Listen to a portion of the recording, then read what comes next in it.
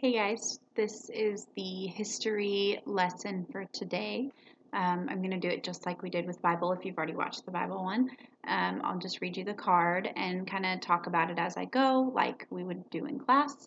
And then you don't have a study guide. I just took a picture of the card and put it on Schoology so you can use that to do the worksheet.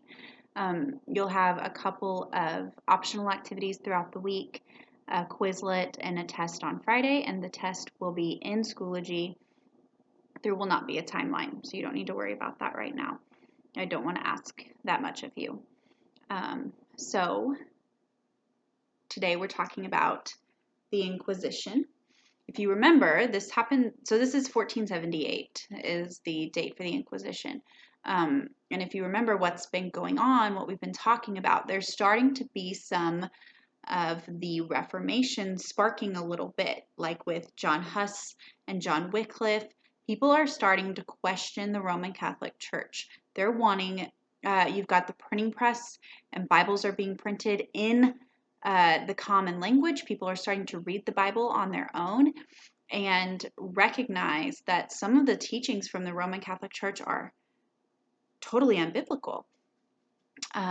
But the leaders of the Roman Catholic Church did not like that at all. They tried to silence. If you remember, they killed John Huss. They tricked him to coming and to their meeting, and then they ended up killing him.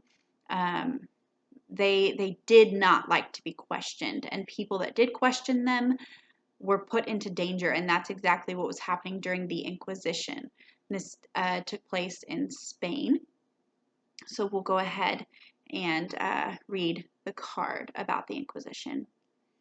Ferdinand and Isabella, king and queen of Castile and Aragon, the two largest of four kingdoms that made up the modern-day Spain, were devout Catholics.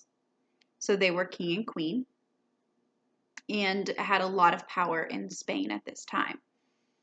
The Inquisition, which was similar to the 13th century Inquisition pictured on the opposite side, this right there, was established under their rule. So they're the ones that established this Inquisition.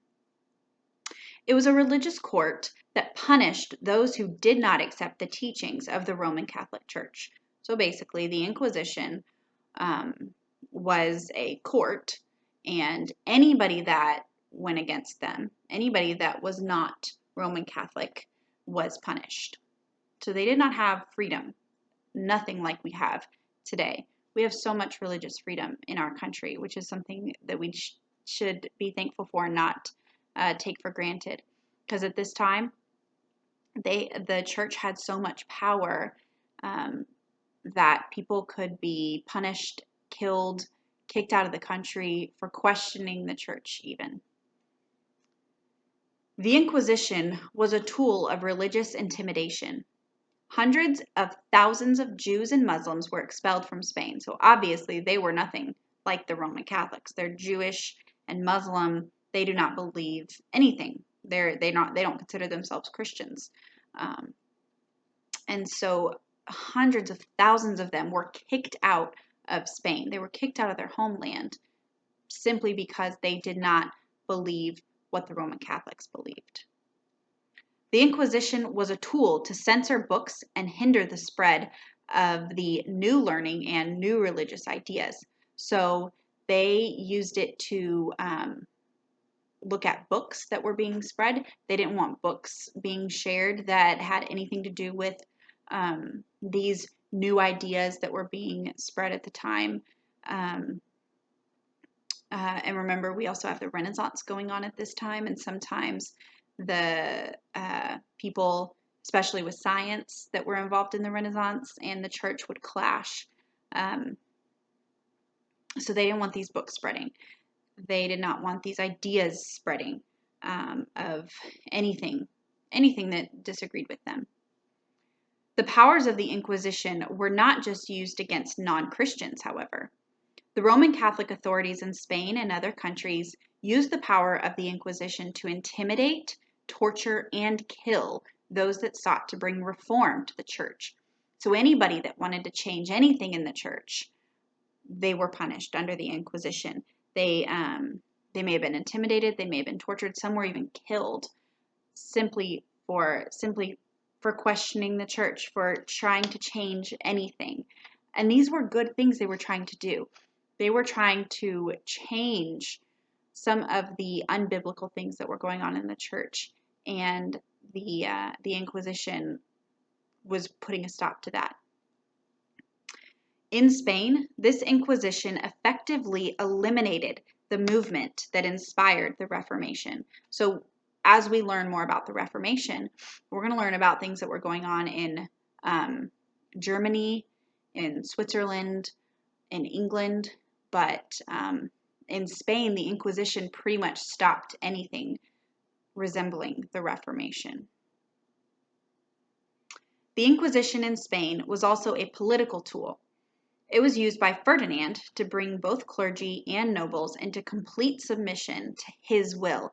So he wanted even the people in the church to submit to him and everything he wanted. In this way, Ferdinand increased his own power and destroyed the power of his enemies. So these people, Ferdinand and Isabella, they wanted power. They didn't want people to question them. They didn't want people to disagree with them. And the church was on board with that. So they used this to increase their power and get rid of anybody that disagreed with them. We'll have a little bit more this week on that. I'm going to do a reading to you that we would normally do in class together. But right now, all I need you to do is the worksheet. It's in Schoology.